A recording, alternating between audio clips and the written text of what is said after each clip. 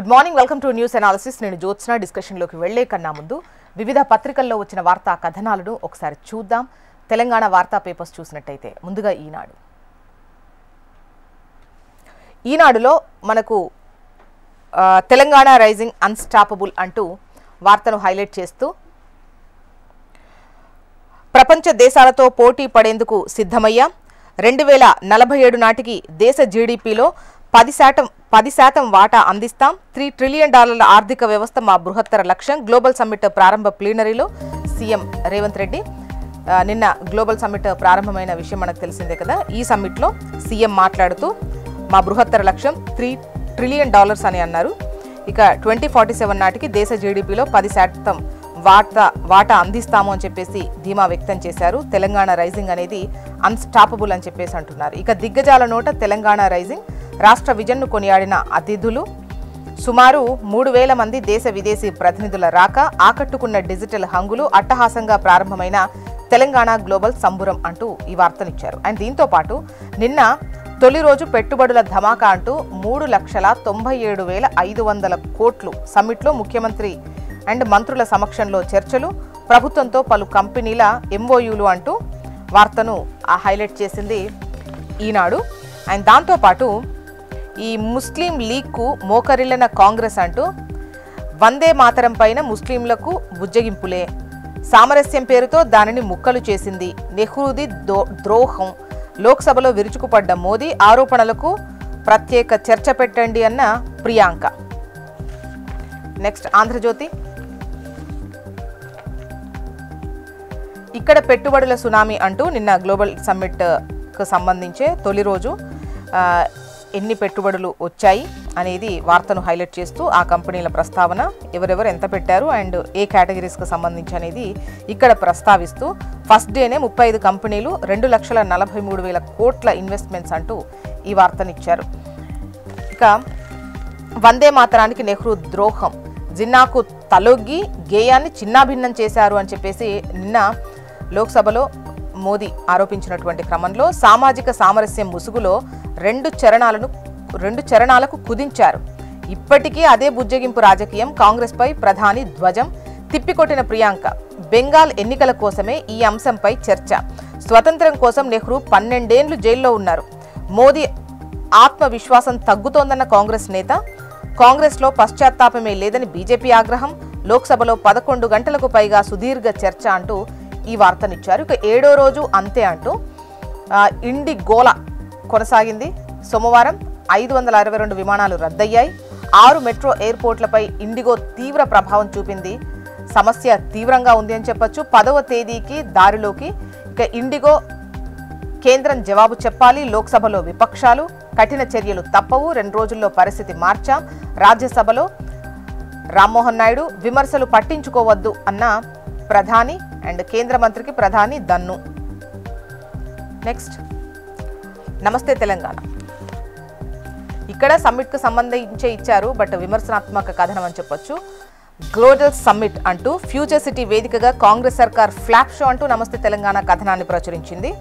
ఇక 2 ఏళ్ల మొండి చెయ్యి అంటూ రేవంత్ ప్రైవేట్ లిమిటెడ్ పాలనలో ప్రజలకు వేదన రోదన అంటూ నిన్న ఏదైతే మాజీ మంత్రి హరీష్ మాట్లాడారో ఆ వార్తను హైలైట్ చేస్తూ ఇటు రైట్ సైడ్ ఇచ్చారు. ఇక గ్లోబల్ సమ్మిట్ అంటూ చిత్తశుద్ధి లేని శివపూజల 2047 డాక్యుమెంట్ ఉంది అనేది ఈ వార్త.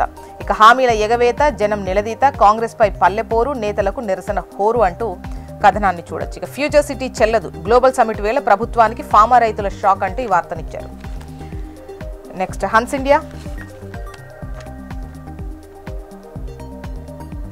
ఇండియాలో కూడా మనకు నిన్న గ్లోబల్ సమ్మిట్కి సంబంధించి వార్తను హైలైట్ చేస్తూ తెలంగాణ రైజింగ్ అన్స్టాపబుల్ అన్నారు CM Revanth Reddy. Telangana will replicate model of China's Guangdong province.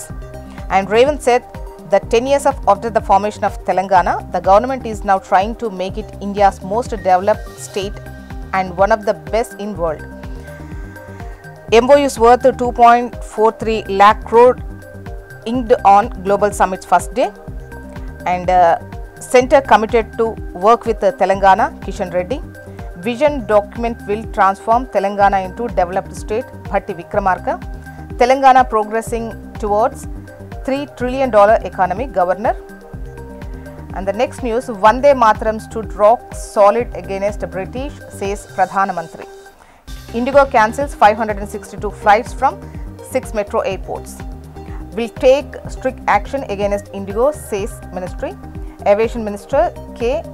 Ramohan Naidu said in the Rajya Sabha on Monday that the government has initiated an inquiry into Indigo's mass flight cancellation and will take strict action against the operator to set an example for other airlines. ఇక AP వార్తా విశేషాల్లోకి వద్దాం. ముందుగా ఈనాడులో వచ్చినటువంటి కథనాల విషయానికి వస్తే,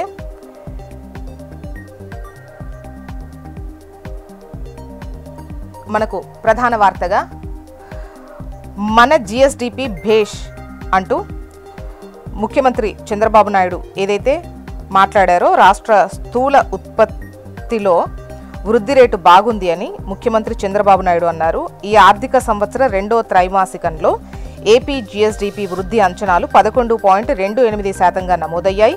జాతీయ స్థాయిలో వృద్ధి రేటు 8.7% అని చెప్పారు.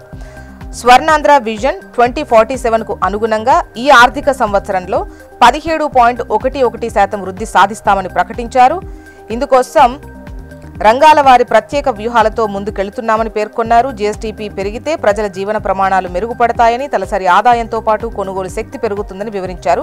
సచివాలయంలో నిన్న ఆయన జీఎస్టీపీ గణాంకాలు, వృద్ధి లక్ష్యాలకు సంబంధించి ప్రజెంటేషన్ ఇచ్చారు. సో ఈ క్రమంలో 2025 రెండో త్రైమాసికంలో 11.28% వృద్ధి, జాతీయ సగటు 8.7% కంటే ఇది అధికం. ఇక ముస్లిం లీగ్కు కాంగ్రెస్ మోకరిల్లింది. వందే మాతరం పైన ముస్లింలకు బుజ్జగింపులే.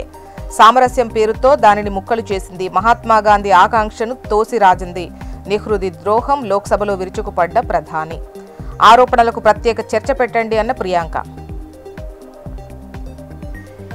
ఇక తప్పు చేసిన వారిని ఉపేక్షించం. ఇండిగో సంక్షోభంపై దర్యాప్తు జరుపుతున్నాం. కొత్త విమానయాన సంస్థలను ఆహ్వానిస్తాం. గుత్తాధిపత్యాన్ని ప్రోత్సహించడం లేదు. రాజ్యసభలో కేంద్ర మంత్రి రామ్మోహన్ నాయుడు స్పష్టీకరణ. మిరప రైతుకు నిద్ర కరువే. ఎండు తెగులు, వైరస్, నల్లి ప్రభావం ఎన్ని మందులు చల్లుతున్నా కనిపించని ఫలితం. ధరలు పెరుగుతున్నా దిగుబడులైతే కష్టంగా కనిపిస్తున్నాయి. నెక్స్ట్ ఆంధ్రజ్యోతి. ఇక్కడ మనకు ప్రధాన వార్తల్లో ముఖ్యంగా నిన్న సచివాలయంలో జిఎస్డిపికి సంబంధించి సీఎం ఇచ్చినటువంటి ప్రజెంటేషన్ను ఇక్కడ హైలైట్ చేస్తూ 5 ఏళ్లలో 7 లక్షల కోట్ల జిఎస్డిపి నష్టం, ఏపీని దెబ్బతీసిన వైసీపీ విధ్వంసక పాలన అన్నారు సీఎం చంద్రబాబు నాయుడు. విభజన కంటే ఆ పార్టీతోనే ఎక్కువ నష్టపోయాము అని చెప్పేసి మాట్లాడిన విషయాన్ని ఇక్కడ ప్రస్తావించారు. ఇక పీపీపీల రద్దుతో విద్యుత్ వాడుకోకుండానే 9,000 కోట్ల చెల్లింపు, బ్రాండ్ పోవడంతో అధిక వడ్డీలకు రుణాలు, వ్యవస్థలను తిరిగి మేం గాడిలో పెడుతున్నామంటున్నారు సీఎం చంద్రబాబు నాయుడు. ఇక రెవెన్యూ రాంగ్ రూట్ అంటూ పాత తప్పులు, కొత్త తంటాలు, సీఎం ఆదేశించినా అదే అలసత్వం నెలకొంది అంటూ వార్తనిచ్చారు. నెక్స్ట్ సాక్షి.